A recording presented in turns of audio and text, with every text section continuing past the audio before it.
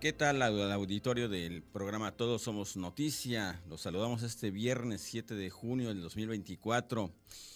Y pues felicitar antes que nada a mis compañeros, compañeras, periodistas, quienes ejercen la libertad de expresión en este día en que en México pues se hacen estas reuniones del gremio, derivado de una reunión allá por los años 50, pero bueno, en México se considera que este día es básicamente para celebrar la libertad de expresión y obviamente felicitaciones a todos mis amigos, amigas, compañeros, compañeras periodistas. Y hoy vamos a platicar aquí en el programa Todos Somos Noticia de un tema que desde hace décadas, algunas décadas, pues nos tiene preocupados y ocupados, sobre todo a la parte científica, a la parte política, y es a nivel global. Y vamos a platicar precisamente del cambio climático y del calentamiento global y de los impactos que tiene en México, los impactos que tiene aquí en Baja California Sur y obviamente en el planeta. Y para ello tenemos a una especialista de la Universidad Autónoma de Baja California Sur, ella es la doctora Antonina Ivanova Boncheva, que pertenece al Departamento de Economía de la máxima casa de estudios aquí del Estado. Le agradecemos antes que nada, doctora, su presencia aquí en el programa Todos Somos Noticias. Muchísimas gracias por invitarme y muchas felicitaciones. Me uno a las felicitaciones a los periodistas por el Día de Libertad de Expresión y felicito a todos los que nos están escuchando hoy en día por su interés de aprender de un tema tan importante. Y bien, hablando de este tema, ¿no?, que a veces lo escuchamos en los medios internacionales sobre todo, aunque en México también ya desde hace varios años pues nos vemos cada vez con mayor frecuencia en los diarios nacionales, en los diarios locales, pues esta palabra del cambio climático, ¿no?, esta frase, y que tiene que ver con el calentamiento global.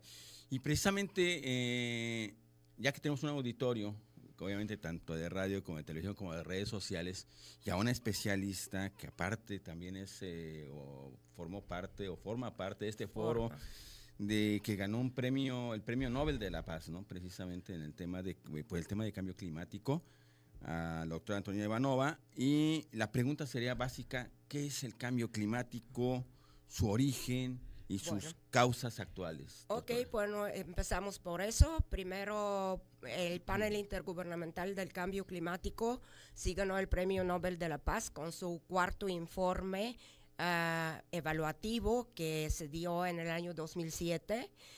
Después se elaboraron ya el quinto y el sexto informe y ahorita precisamente estamos en inicios de comenzar el séptimo informe evaluativo.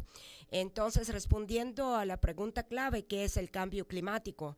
El cambio climático se está dando prácticamente desde el inicio de la revolución industrial.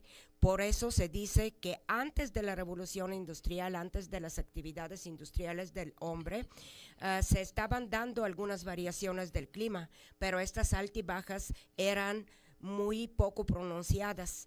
Y prácticamente desde 1850-70, cuando empieza a entrar a nivel mundial como potencia industrial Inglaterra, después Alemania, Francia, Estados Unidos, etcétera, se empieza acumulación de los así llamados gases con efecto invernadero, el más importante de los cuales es el dióxido de carbono, se acumulan en la atmósfera.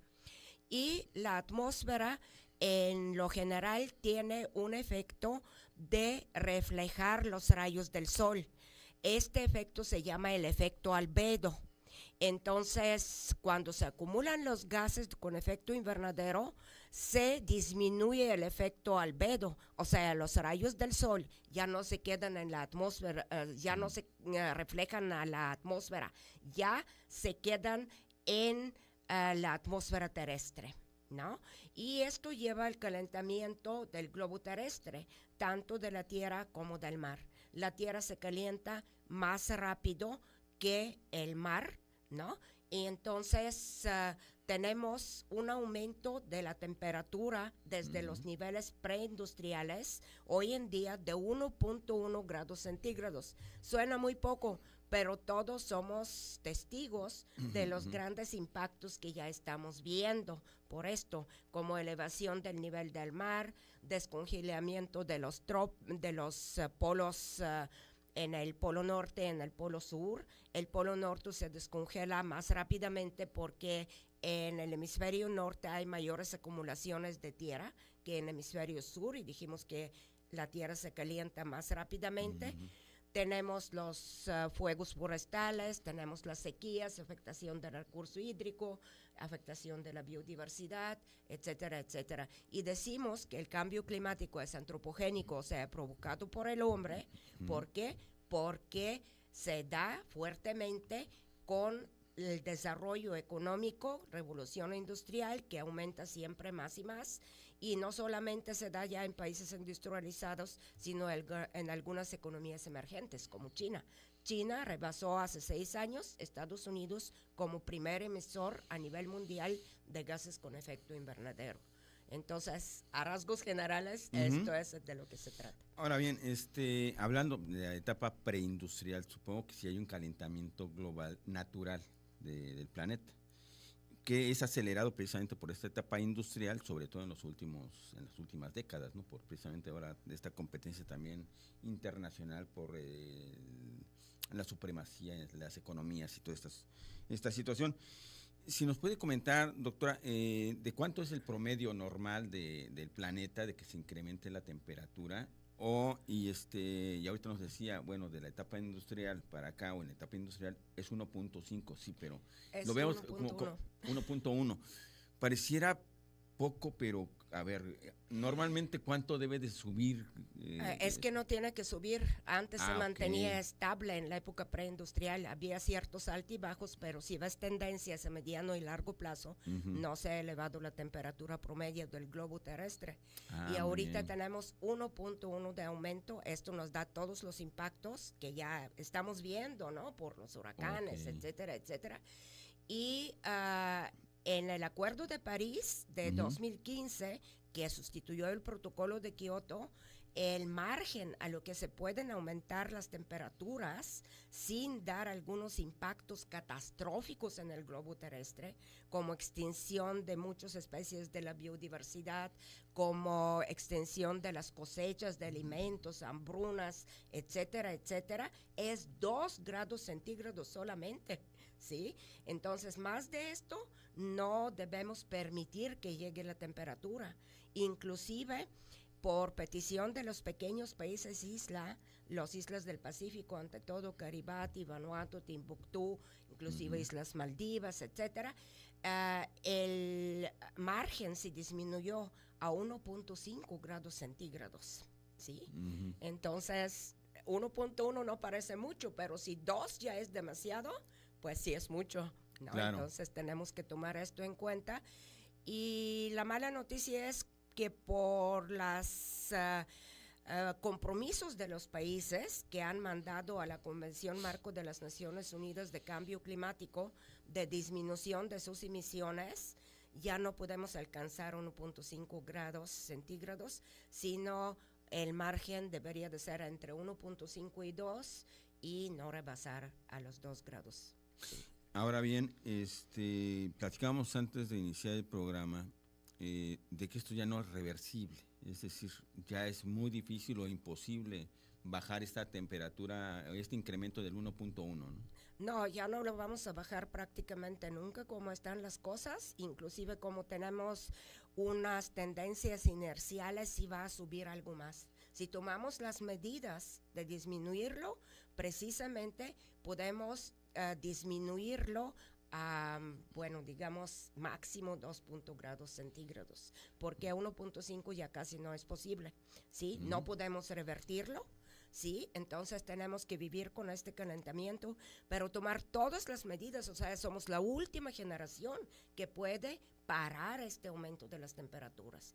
Y además tenemos que aprender a vivir con los impactos que ya se están dando. Y los 2 vertientes de acción climática son estas. Primera es la mitigación, disminuir las emisiones de gases con efecto invernadero. Y la segunda es la adaptación, adaptarnos a los impactos que ya están viniendo, ¿no? Entonces la adaptación puede ser proactiva, por ejemplo, construir edificios que están resistentes a los vientos, a los ciclones, tener cultivos agrícolas más resistentes a falta de agua, etcétera, etcétera. Y por otro lado, tenemos ya la adaptación reactiva a los impactos que ya nos han pegado, como por ejemplo lo que pasó con el huracán Otis, ¿no? En Acapulco. Ya tenemos la reconstrucción que nos va a costar entre 14 y 21 mil millones de dólares. Efectivamente, entonces Otis sí se le puede atribuir, o esta situación que se dio en Acapulco, ya al cambio climático. Sí, claro. Los huracanes no están provocados en sí por el cambio climático, pero el cambio climático aumenta su fuerza, las lluvias que traen, los vientos que traen. ¿Por qué? Por las aguas más calientes que están cerca de las costas, el huracán permanece más tiempo cerca de la costa y aumenta su velocidad, por lo que su fuerza destructiva es mucho más fuerte. Las lluvias que trae, las inundaciones, los arroyos que inunda, etcétera, es mucho más fuerte, y la destrucción, por supuesto, de las viviendas, de las cosechas, etcétera. Esto se dio por primera vez inclusive en 2005 con el huracán Katrina, que destruyó Nueva Orleans, porque los servicios meteorológicos de Estados Unidos no calcularon su fuerza, porque no se tomó en cuenta la temperatura de las aguas, que ya estaban más calientes de lo normal. Y esto pasa con los otros huracanes. Aquí tenemos en el caso de Odile hace poco, también en Baja California Sur. Entonces sí tenemos que estar prevenidos. Muy bien, doctora, vamos a ir a nuestro primer corte y a seguir platicando acerca de los impactos que tiene el cambio climático ahora en México y en Baja California Sur. Claro. Regresamos en un momento.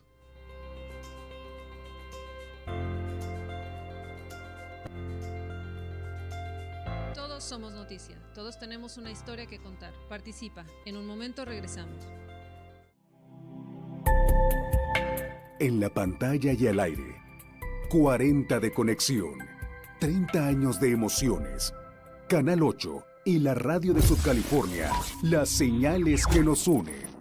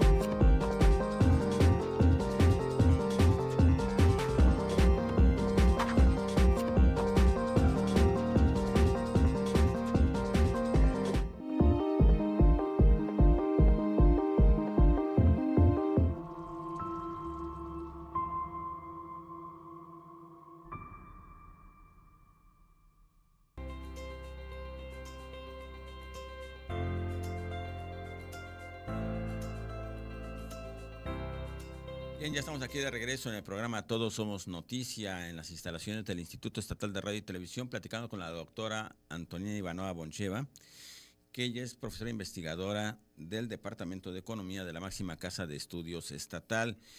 Por aquí tenemos un teléfono o un número de WhatsApp 612-677-2962.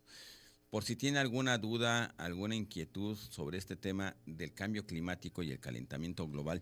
Y precisamente vamos a aterrizar este tema en México y particularmente en Baja California Sur sobre los efectos que ya ustedes han registrado como investigadores, doctora. Uh-huh.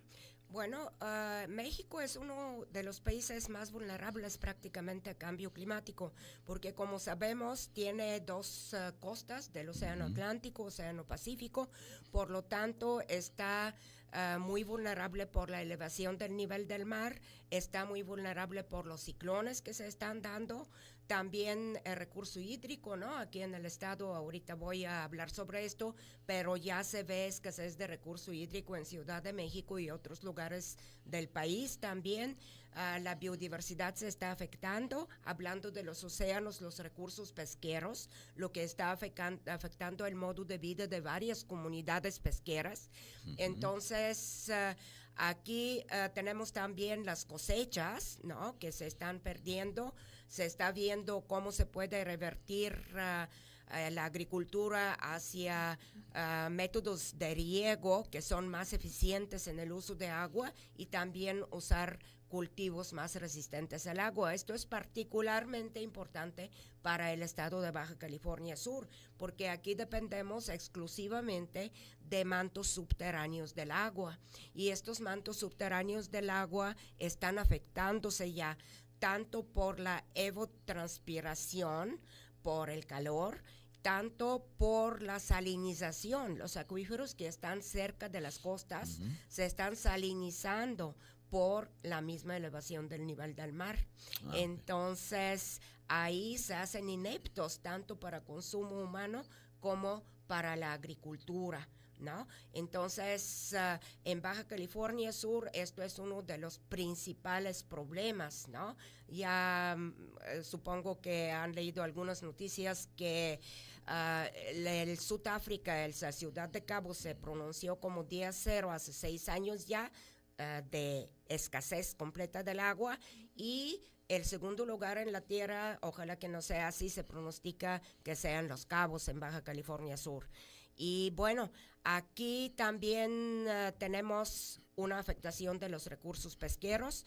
Por ejemplo, en la Bahía de La Paz se han disminuido los recursos pesqueros. Las cooperativas pesqueras como el Manglito, Conchalito, etcétera, tienen que ver algunas actividades alternativas, por ejemplo, turismo alternativo, avistamiento de ciertas especies, algunos viajes de escuelas se están pronosticando para conocer las artes de pesca típicas, ¿no? De pesca ribereña, etcétera. Están buscando alternativas porque el recurso pesquero escasea, ¿no? Entonces, tenemos también el problema de los huracanes, ¿no? El problema de los huracanes es muy fuerte. Todos nos acordamos, fue hace unos 5 años apenas el huracán Odile, que devastó prácticamente varias estructuras en Los Cabos, y ahí también se tuvo que llegar a evacuación de turistas, etcétera. De esto tenemos que sacar algunas lecciones. De hecho, sacamos algunos ya para poner las instalaciones eléctricas de manera subterránea, porque todos los cables se están afectando por los huracanes y se está quedando las entidades sin energía eléctrica, sin luz. Y bueno, sin embargo, algunas de las edificaciones lamentablemente se están reconstruyendo tal como estaban antes y en lugares donde estaban antes, ¿no? Como el Hotel Río, que se reconstruyó en el mismo arroyo, y cualquier otro huracán fuerte que puede venir lo puede de nuevo destruir. Ahorita hablábamos sobre el huracán Norma, que por poco se desvía, ¿no? Pero igual podría pegar el estado. Entonces tenemos que tener esta preparación para los huracanes y ciclones. Estoy muy complacida de anunciar que ya se hizo un nuevo atlas de riesgo para el estado de Baja California Sur, y en estos atlases de riesgo se está contemplando ya incluir los impactos de cambio climático y actualizarlos cada 5 años de acuerdo a los escenarios nuevos del cambio climático. Esto es una nueva muy alentadora. Y también tenemos otros impactos, ¿no? Como por ejemplo las olas de calor, por supuesto, la afectación de biodiversidad, las sequías que tenemos, ¿no?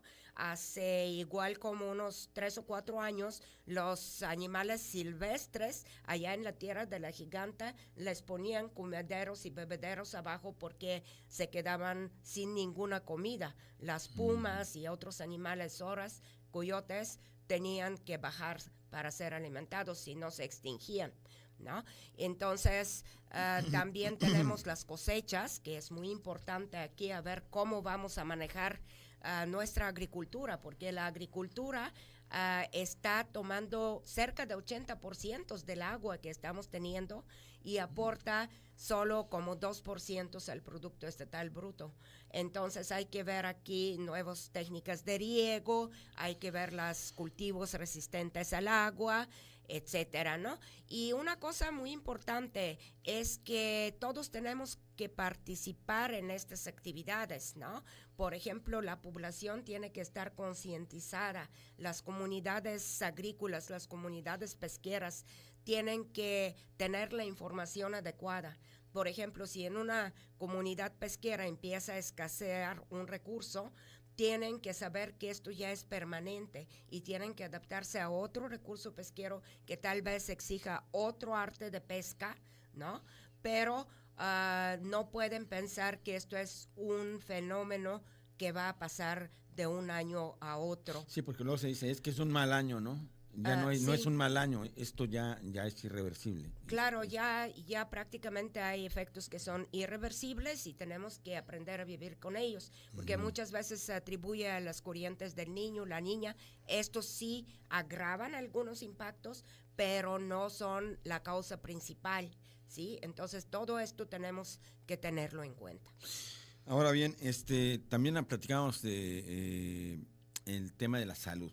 Obviamente, en el caso de que hay impactos, y son directos, algunos son directos, otros son indirectos, pero finalmente le pegan a la salud humana, y el COVID tiene que ver con esto, ¿no? Precisamente decimos, bueno, ¿qué tiene que ver un virus como el COVID con el cambio climático? Bueno, aquí la doctora nos va a platicar exactamente cuáles serían las causas y los riesgos que existan nuevas pandemias y que estas enfermedades que son exóticas o están allá en los lugares inaccesibles para los seres humanos cada vez ya son están más cercanos, ¿no? Claro, pues sí se dice que el cambio climático tiene una relación directa con las epidemias que vimos como COVID, como la gripe aviar antes, etcétera, que también, ojalá que no sean ciertos estos pronósticos, pero los analistas dicen que ya las pandemias van a ser como la nueva normalidad. Cada 5 o 15 años nos va a esperar una nueva pandemia. ¿Y por qué? Porque se está devastando la naturaleza, se están desapareciendo bosques, algunas especies se acercan al ser humano. Entonces el COVID se dice que se originó en el mercado de Wuhan de China, donde tenemos un acercamiento de animales que nunca han estado cerca del ser humano y que transmiten este virus al ser humano prácticamente.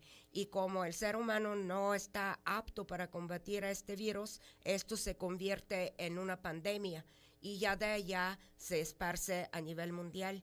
Pero hay otra fuente también, aparte de este acercamiento de los animales que nos pueden transmitir sus virus.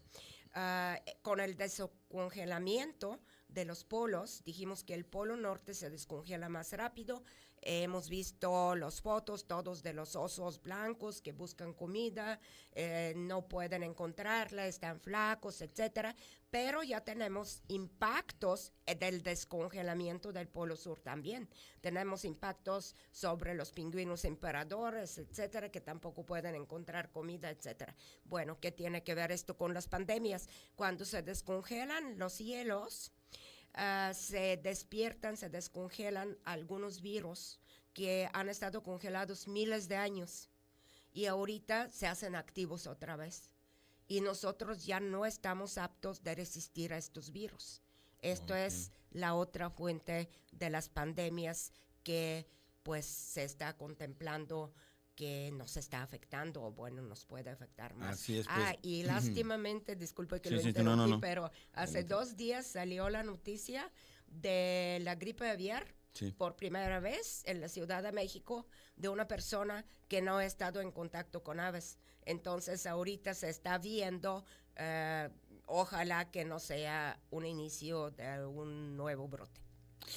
Bien, pues sí, el escenario es realmente preocupante, pero bueno, vamos ahorita a platicar al regreso de este nuevo corte de lo que se está haciendo y lo que podemos hacer nosotros también como ciudadanos.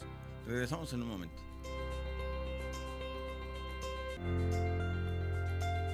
Todos somos noticia, todos tenemos una historia que contar. Participa, en un momento regresamos.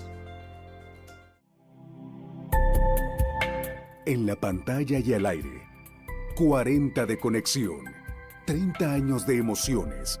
Canal 8 y la radio de Subcalifornia, las señales que nos unen.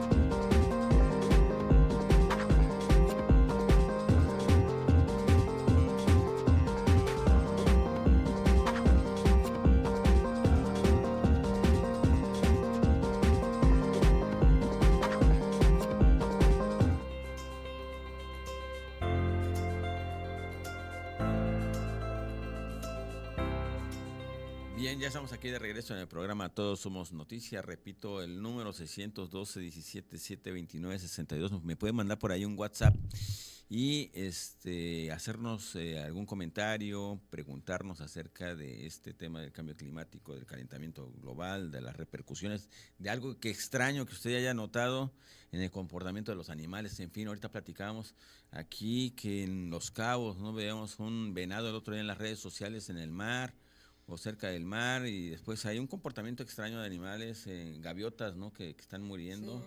al parecer por calor. Y ahorita me comentaba que en Hawái, por ejemplo, ya no hay gaviotas, ¿no? Sí, efectivamente, ya no hay gaviotas, precisamente por mayor calentamiento y escasez de recurso pesquero, porque están afectando mucho los peces, entonces no tienen con qué alimentarse. Y, por ejemplo, en la ciudad de La Hague, también en el Mar Norte, que todavía no hay tanto calentamiento, se están viendo las gaviotas como vienen a comer de los botes de basura, porque ya escasea el pescado. Entonces estos son como unos síntomas muy alarmantes también.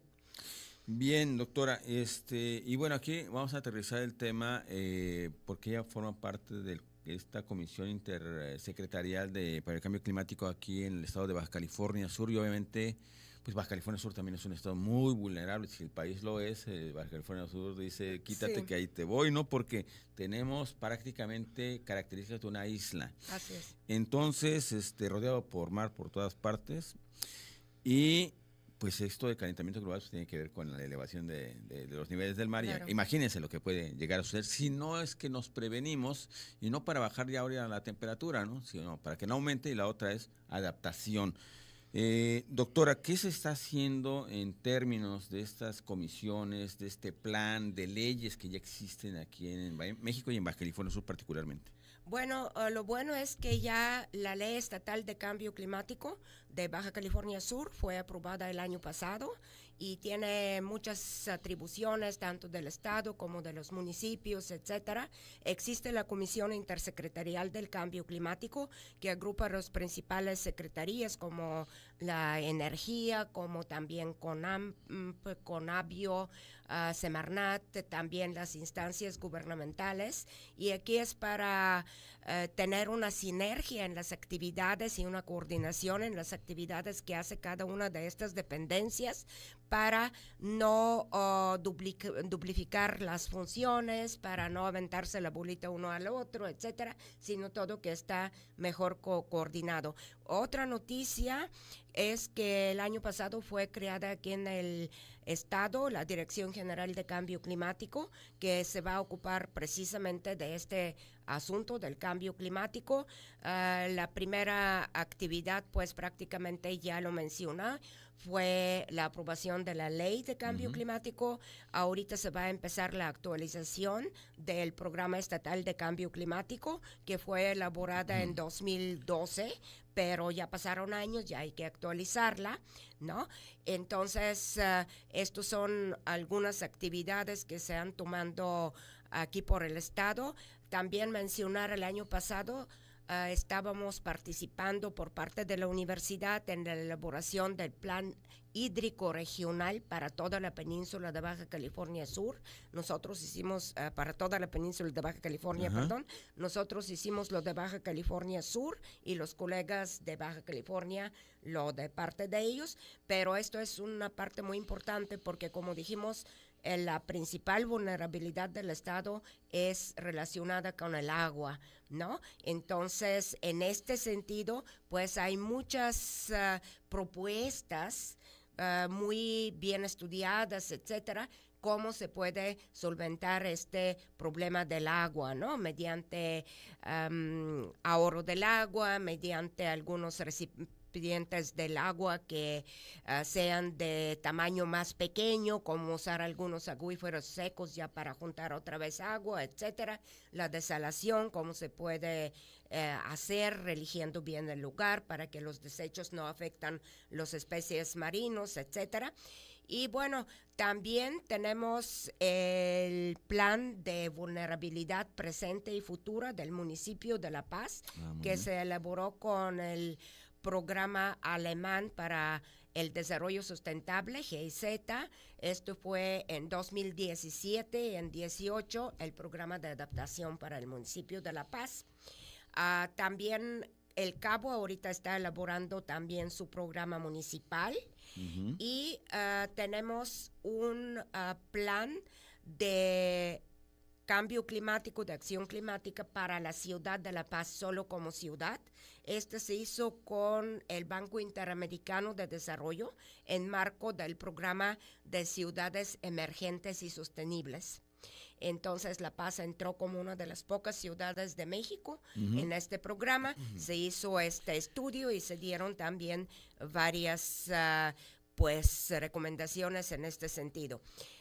Que es también una cosa muy importante, se hizo con el Programa de Naciones Unidas para el Desarrollo, el Programa de Adaptación al Cambio Climático de la Reserva del Vizcaíno, ¿no? Esta reserva es la segunda más grande en América Latina, tiene mucha problemática como por la biodiversidad, los recursos marinos, algunos objetos culturales que hay allá, como acequias, como las misiones, etcétera, y todo esto se vio con foros de consulta popular. Se hicieron 7 foros donde asistieron 11 comunidades, se vieron sus problemáticas y todo eso, igual en los programas de La Paz, etcétera. Siempre se trabajó con la población, con foros de consulta popular para ver su problemática y consensuar sobre lo que ellos consideran como prioridad para abarcar, ¿no? Entonces, ahora también se han hecho inventarios de emisiones del aire de La Paz. Como sabemos, la central eléctrica de La Paz está abasteciendo con electricidad todo el municipio de Los Cabos, y por eso la calidad del aire está muy contaminada aquí en la ciudad, ¿sí? Entonces, esto es una de las recomendaciones que se han dado, por ejemplo, de recambiar el uso de combustóleo en esta central eléctrica como una etapa intermedia al gas natural hasta que se vea la posibilidad de las energías renovables. Luego, algunas calles se han empezado a pavimentar con concreto hidráulico en vez de cemento, porque el cemento contribuye a que se caliente el ambiente y tampoco permite que el agua penetre en los mantos subterráneos, ¿no? El concreto hidráulico sí lo permite. Otra acción importante que beneficia tanto mitigación como adaptación es la reforestación de los arroyos, ¿no? Cuando se reforestan los arroyos, los árboles permiten la penetración del agua de lluvias a los mantos subterráneos y por otro lado son secuestradores del dióxido de carbono del aire, o sea, contribuyen tanto a disminuir dióxido de carbono en el aire como que penetre el agua a los mantos subterráneos. Igual en cuanto a la reforestación de manglares o protección de manglares, ¿no? Ellos protegen la costa de la erosión, son secuestradores de dióxido de carbono, 33% más secuestran que los árboles de hoja ancha, y también son como un medio de donde se están naciendo y creciendo las especies marinos. Son como un kindergarten para estas especies marinos que luego sirven para el modo de vida de las comunidades pesqueras. Entonces tenemos así ejemplos que están conjuntando mitigación, adaptación, desarrollo sostenible y bienestar de la población. Bien, entonces eso quiere decir que estos organismos, estas legislaciones, realmente sí tienen un impacto ya en la toma de decisiones de los políticos o de los, en este caso del gobierno, ¿no? Tanto municipal como estatal. Me decía, bueno, este tema bueno, ya no usemos cemento para pavimentar, usemos concreto hidráulico, o esto de la reforestación, ¿no? Entonces, son como organismos asesores que están incidiendo precisamente en este tipo de toma de decisiones en cuanto a la construcción de obras y demás. Sí, de hecho, el gobierno del estado pues está trabajando de cerca con el sector académico, ¿no? Que son como asesores precisamente Aquí es muy importante darle la palabra a la población, como dijimos con los foros de consulta, para saber qué son las prioridades para ellos, ¿no? Y el gobierno del estado, por supuesto, toma estas recomendaciones. Aquí la otra cuestión es qué tanto financiamiento se puede conseguir. Y aquí están los fondos verdes climáticos, que si tienes el proyecto bien elaborado, sí puedes acceder a ellos, ¿no? Para que te faciliten, como el de Banco Interamericano, por ejemplo, que se ha usado. Y bueno, sí, el gobierno del estado está tomando estas recomendaciones y a medida de que le permite pues la posibilidad de financiamiento, etcétera, implementa algunas de las soluciones. Por supuesto, quisiéramos que se implementen aún más medidas y acciones, ¿no? Pero aquí también me gustaría invitar a toda la población que participe en esto, ¿no? Nosotros como personas también podemos contribuir a disminuir este cambio climático, protegiendo los árboles, por ejemplo. Otra cosa, no usar nuestro automóvil para distancias muy cortas, ¿no? Que a veces vamos a la esquina o como doy el ejemplo de la universidad, a veces vamos de un edificio de la universidad al otro en nuestro coche, que podríamos bien hacerlo a pie. Usar más la bicicleta, ¿no? Lo que siempre se dice, inclusive cuando aplastamos más fuerte nuestro freno, aquí emitimos más gases de efecto invernadero cuando aceleramos muy fuertemente. Entonces, solamente con cositas tan pequeñas o no tener prendidos todo el tiempo nuestros electrodomésticos. Algunos tenemos la costumbre de tener la televisión prendida todo el día sin oírla, sin verla. Entonces, estaría muy bien desenchufarla cuando no lo usamos, igual con otros electrodomésticos. Y bueno, hay muchas cuestiones así pequeñas que podemos contribuir todos y son como unas gotitas que contribuyen a esta fuente que va a combatir el cambio climático. Bien, doctora, ahorita vamos a seguir platicando precisamente este tipo de recomendaciones, son muy importantes que las podemos hacer en casa, no todo es la parte científica, no toda la parte gubernamental. Nosotros podemos obviamente incidir también en ayudar al planeta y ayudarnos a nosotros mismos como especie. Regresamos en un momento para seguir hablando de cambio climático y calentamiento global aquí en Todos Somos Noticias.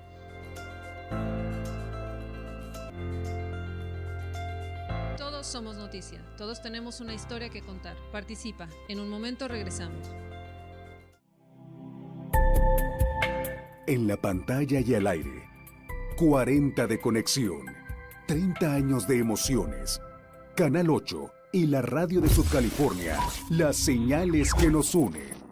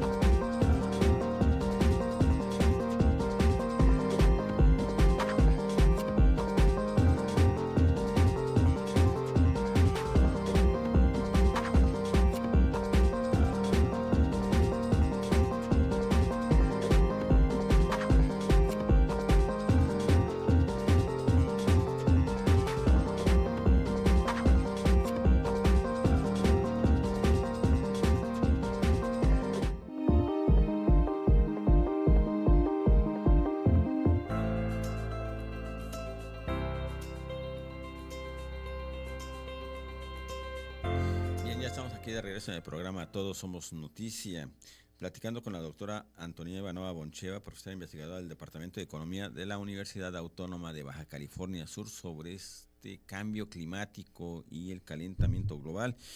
Y ahorita, pues en los cortes siempre nos ponemos a platicar y surgen estos temas muy interesantes, ¿no? Decíamos que, por ejemplo, el caso de Camino Real, ¿no? Aquí en La Paz, para que la gente vea que esto sí es muy cercano, o sea, que no es un tema ya de ficción, esto, que sí, bueno, se pavimentó esta parte del arroyo, ¿no? Y a lo mejor podría uno pensar es una obra de protección que está bien porque desahoga el agua y cuida que no se desborde y que no afecte las viviendas y demás. Sin embargo, a lo mejor la idea no es mala, el asunto es la ejecución, ¿no? Y cómo se hizo. Porque bueno, se podría haber reforestado el arroyo en lugar de poner el concreto, bueno, no es concreto, ahí se puso cemento, ¿no? Esto, sí. Entonces, sí, esto es precisamente como lo que se dice obra de mala adaptación, porque tal vez se vaya más rápido el agua, pero esto no le permite penetrar al mantos subterráneos, lo que necesitamos nosotros, porque como dijimos, depende del estado solo de los mantos subterráneos. Al cambio, el arroyo que está en el 8, en la puente del 8, sí se ha reforestado. Y ahí, como dijimos, tenemos este doble efecto. Los árboles mantienen que el agua no se vaya tan rápido que penetra en los mantos subterráneos y por otro lado también secuestran dióxido de carbono del aire. Entonces es una solución para los arroyos mucho mejor, ¿no? Y también es más económica, ¿no? Si hablamos de recursos financieros, cuesta mucho más pavimentar un arroyo que reforestarlo con flora autóctona, ¿no? Ahora, se puede reforestar, pensando, porque los arroyos pues, en gran medida son de arena, ¿no? O llevan arena. Y aparte, se me ocurre, ¿no? Por ejemplo, el caso de Los Cabos, donde vemos gente viviendo prácticamente en cauce de arroyo, ¿no? Eso a lo mejor también impediría que pues se convirtieran en zonas de invasión, porque a lo mejor reubican a una gente, pero vemos al año que ya hay otra vez familias viviendo desafortunadamente en esos arroyos, que aparte son un riesgo porque en cualquier momento puede suceder una desgracia, ¿no? Sí, esto es muy, muy importante, por supuesto. Si los arroyos se reforesten, por ejemplo, esto va a desanimar a las personas de poner sus viviendas allá. Y esto no los perjudica a las personas, sino los protege. ¿Por qué? Porque si ponen sus viviendas en los arroyos, los huracanes después los arrasan. Con los huracanes, con las lluvias más fuertes, tenemos inclusive cambios de cauces de los arroyos, que el agua abarca no solamente el mismo arroyo, sino va a áreas aledañas. Entonces, por eso es muy importante también el ordenamiento territorial, saber dónde se pueden poner las viviendas, porque esto no es ayudarles a los vulnerables para indicarles que construyen sus viviendas en zonas de arroyos o de deslaves, etcétera, sino hay que darles una protección, darles unos terrenos más protegidos, más seguros. Ahora bien, me platicaba de este hotel de Los Cabos, ¿no? Que pues, ya tuvo la experiencia, una mala experiencia, y vuelvan a insistir sobre lo mismo. ¿Qué tan vulnerable está el estado? Porque vemos cadenas o sea, una serie de hoteles a lo largo, por ejemplo, el caso de Los Cabos, ¿no? Muy cerca del mar. En La Paz esa parte se ha protegido un poco más, pero también existe el riesgo de que suceda, hablando de esto del ordenamiento territorial. Exacto. Que hay que evitar, ¿no? Porque el aumento del nivel del agua es algo que va a ser, que es inevitable, ¿no? O sea, prácticamente. Y en un huracán o en alguna lluvia torrencial, pues es evidente que el mar puede inundar y puede invadir las viviendas y los hoteles, ¿no?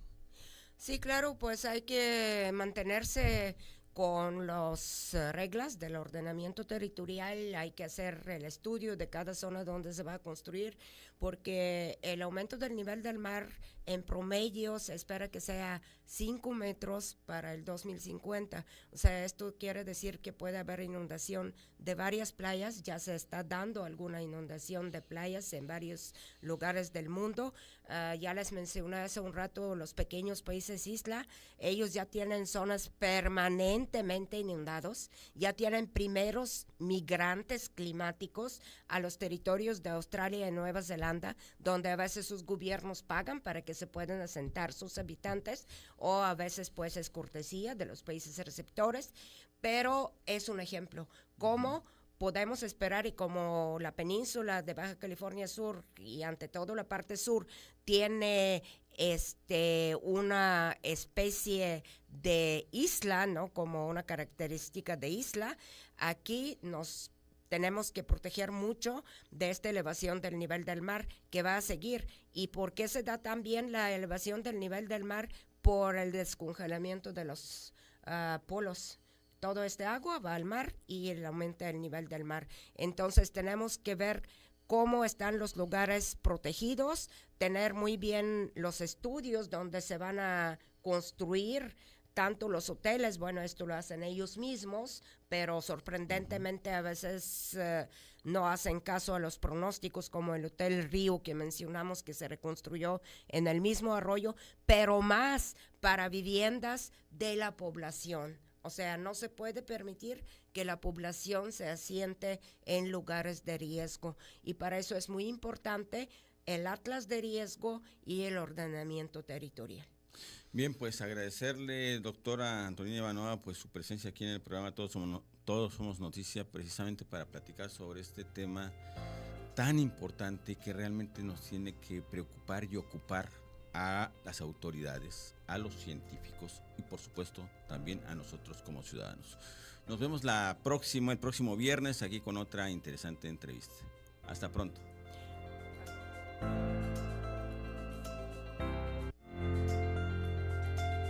Todos somos